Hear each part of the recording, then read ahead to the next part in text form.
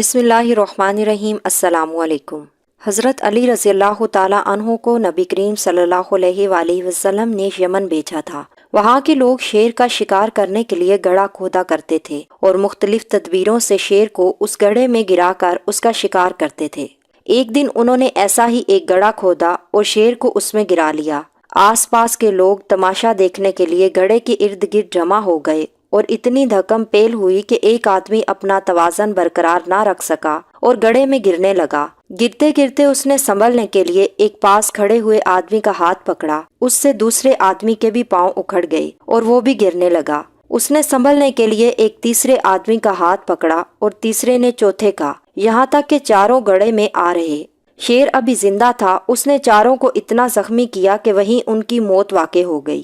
اب مرنے والوں کے رشتہ داروں میں جھگڑا شروع ہوا کہ ان کا خون بہا کون دے۔ گفتگو میں تیزی آ گئی، یہاں تک کہ تلواریں نکل آئیں اور خون ریزی ہوتے ہوتے بچی۔ حضرت علی رضی اللہ تعالیٰ عنہ نے یہ فیصلہ فرمایا کہ ان چاروں کی دیت گڑھا کھودنے والے پر ہے، لیکن اس ترتیب سے کہ پہلے کو چوتھائی دیت، دوسرے کو تہائی دیت، تیسرے کو آدھی دیت اور چوتھے کو پوری دیت ملے گی۔ بعد میں یہ قصہ حضرت صلی اللہ علیہ وآلہ وسلم کی خدمت میں پیش ہوا تو آپ صلی اللہ علیہ وآلہ وسلم نے اس کی تصویب فرمائی۔ علامہ قرطبی رحمۃ اللہ علیہ تحریر فرماتے ہیں کہ اس فیصلے کی وجہ یہ ہے کہ چاروں خطائے قتل ہوئے تھے اور گڑھا کھودنے والا ان کی دیت کا ذمہ دار تھا، لیکن پہلا شخص مقتول ہونے کے ساتھ ساتھ تینوں آدمیوں کو کھینچنے کی وجہ سے ان کا قاتل بھی تھا، لہٰذا جو دیت اس کو ملتی ہے اس کے 3 حصے مقتول پر تقسیم ہو کر اس کے لیے صرف چوتھائی حصہ بچا۔ اس طرح دوسرا شخص 2 آدمیوں کا قاتل ہے، اس لیے اس کی دیت کے 2 تہائی حصے اس کے 2 مقتولوں کو اور 1 حصہ خود اس کو ملے گا۔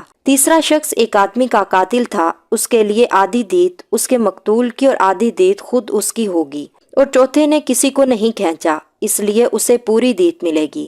حضرت عمر بن عبدالعزیز رحمۃ اللہ علیہ کے زمانہ خلافت میں جب مسلمانوں نے سمرقند فتح کر لیا اور مسلمان وہاں بس گئے اور اپنے گھر بنا لیے اور ایک عرصہ گزر گیا تو سمرقند والوں کو معلوم ہوا کہ مسلمانوں نے اپنے نبی صلی اللہ علیہ وآلہ وسلم کی سنت کے خلاف ہمارے ملک کو فتح کر لیا ہے، یعنی یہ کہ سب سے پہلے اسلام کی دعوت دیں، پھر جزیہ کی پیشکش کریں، اور اگر وہ بھی منظور نہ ہو تو پھر مقابلہ کریں۔ لہٰذا انہوں نے حضرت عمر بن عبدالعزیز رحمۃ اللہ علیہ کی خدمت میں چند لوگوں کو روانہ کیا اور انہیں یہ بتایا کہ آپ کی فوج نے اپنے نبی صلی اللہ علیہ وآلہ وسلم کی اس سنت پر عمل کیے بغیر سمرقند کو فتح کر لیا ہے۔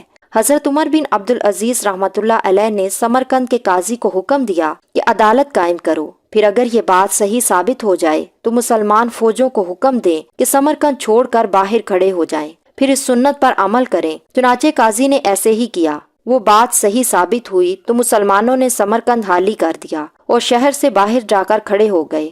جب وہاں کے بت پرستوں نے مسلمانوں کا یہ عدل و انصاف دیکھا جس کی مثال دنیا کی تاریخ میں نہیں ملتی، تو انہوں نے کہا کہ اب لڑائی کی ضرورت نہیں، ہم سب مسلمان ہوتے ہیں۔ چنانچہ سارے کا سارا سمرقند مسلمان ہو گیا۔